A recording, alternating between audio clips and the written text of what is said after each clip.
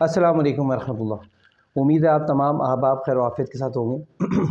الحمدللہ ہم نے یہ جو نئی سیریز کا آغاز لیا ہے اور ابھی تک کا جو رسپانس ہے لوگوں نے بہت پسند کیا، اور جو مقصد تھا کہ لوگوں تک اس بات کو پہنچانا کہ ہمارے معاشرے کے سوسائٹی کے جو ایشوز ہیں ہم ان کو ڈسکس کریں، اور قرآن و حدیث سے ایکسپیرینس سے ہم جو ہیں ان کے کوئی نہ کوئی سلوشن پیش کریں۔ تو آج کا بھی بڑا زبردست ٹاپک ہے، اور وہ ٹاپک یہ ہے کہ آپ نے نوٹ کیا ہوگا ملک کے ہمارے حالات ایسے ہیں کہ سوری میں یہ بتانا بھول گیا، ماشاءاللہ آج بھی ہمارے ساتھ دونوں ہمارے ساتھی موجود ہیں، سر فہد اور مولانا معاذ، اور انہوں نے بھی اس ٹاپک کو بڑا پسند کیا ہے، کیونکہ یہ ٹاپک ایسا ہے کہ ہمارے معاشرے میں خاص طور پہ ینگ جنریشن اس پرابلم کو فیس کر رہی ہے۔ یہ ٹاپک ہے کیا کہ آپ نے دیکھا ہوگا کہ ہمارے ملک کے حالات اس وقت ایسے چل رہے ہیں کہ ہر شخص ایک عجیب خوف میں مبتلا ہے۔ سب سے زیادہ جو خوف ہے وہ ہماری ینگ جنریشن کو ہے۔ جاب نہ ملنے کا خوف، معاشرے میں اسٹیبل نہ ہونے کا خوف، گھر والے کیا کہیں گے اس کا خوف، پیسے نہیں آئے تو کیا ہوگا اس کا خوف، جاب ہے تو اگر وہ چھوٹ گئی تو اس کا خوف، یعنی سیورل ٹائپس آپ سمجھ لیں کہ ایک انسان کو جو ہے نا اس کی فیئر نے گھیرا ہوا ہے، اور ہر لحاظ سے وہ خوف میں مبتلا ہے۔ پہلے تو ہم ویلکم کرتے ہیں ہمارے دونوں ساتھیوں کو۔ جی السلام علیکم ورحمۃ اللہ۔ وعلیکم السلام۔ کیسے ہیں معاذ بھائی؟ خیریت سے ہیں؟ سر کیسے ہیں آپ؟ خیریت سے؟ ماشاءاللہ ہمارا پہلا پروگرام لوگوں نے بہت پسند کیا، آل دو اس میں کچھ ٹیکنیکل ایشوز تھے جو کہ الحمدللہ ہم نے اب ریزالو کر لیے ہیں، تو امید ہے کہ یہ پروگرام اب اور اچھا پسند کیا جائے گا۔ اچھا، جیسے کہ ٹاپک پہ بات ہو رہی ہے تو میں مولانا معاذ آپ سے پوچھنا چاہوں گا کہ کیا وجوہات ہیں جس کی وجہ سے یہ خوف اتنا زیادہ ہے؟ پہلی بات تو یہ ہمیں دیکھنا چاہیے کہ یہ خوف جو ہمارے معاشرے میں اتنا آ گیا ہے اس کی وجوہات کیا ہے، وہ بھی چلے ہم ڈسکس کرتے ہیں۔ پہلے تو میں یہ جاننا چاہوں گا کہ ہمارے اکابرین اس کے بارے میں کیا کہتے ہیں، اور ہمیں صحابہ سے، ہمیں اپنے بزرگوں سے اس کے بارے میں کیا سبق ملتا ہے۔ جی مولانا معاذ۔ جی اپنا وقاص بھائی، جو آپ نے بات کری نا، ماشاءاللہ خوف جو ہے ہمارے معاشرے میں پروان چڑھتا جا رہا ہے۔ ہر شخص پریشان ہے، ہر شخص خوف زدہ ہے۔ اس کی وجہ یہ ہے کہ ہم مکمل طور پر اسلامی تعلیمات کے اوپر زندگی نہیں گزار رہے، کیونکہ اسلام تو امن کا درس دیتا ہے، اور اسلام نے ہمیشہ مسلمانوں کو، انسانیت کو خوف کے بغیر جینے کا طریقہ سکھایا۔ آپ صلی اللہ علیہ وسلم دنیا میں تشریف لائے تو آپ کے آنے سے پہلے جہالت تھی، لوگ ایک دوسرے کو قتل کر دیا کرتے تھے، تو ایک عجیب سا جو ہے وہ درندانہ صفت والی زندگی لوگ گزار رہے تھے۔ لیکن جب صحابہ نے کلمہ پڑھا، مسلمان ہوئے، تو پھر وہ ایسے دلیر بنے، ایسے بہادر بنے کہ پھر اللہ سبحانہ و تعالی نے صحابہ کے واقعات کو، صحابہ کی بہادری کو قرآن میں ذکر کر دیا۔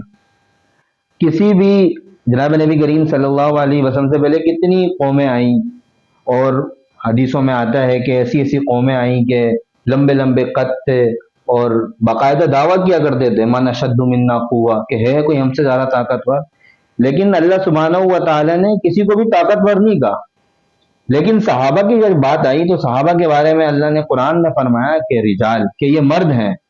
انس رضی اللہ تعالیٰ عنہ کے بارے میں آتا ہے کہ وہ احد کی لڑائی کے اندر اپنا شرکت کری انہوں نے، اس سے پہلے بدر کی لڑائی ہوئی، نئے نئے مسلمان ہوئے تھے، کسی مجبوری کی وجہ سے بدر میں شرکت نہ کر سکے، اور جب بعد میں ان کو پتہ چلا کہ بدر کے صحابہ کی اتنی فضیلت ہے کہ آپ نے فرمایا کہ بخشے بخشائے ہیں، تو پریشان رہتے تھے کہ اور پشیمان ہوتے تھے کاش میں بھی اس جنگ کے اندر شرکت کرتا۔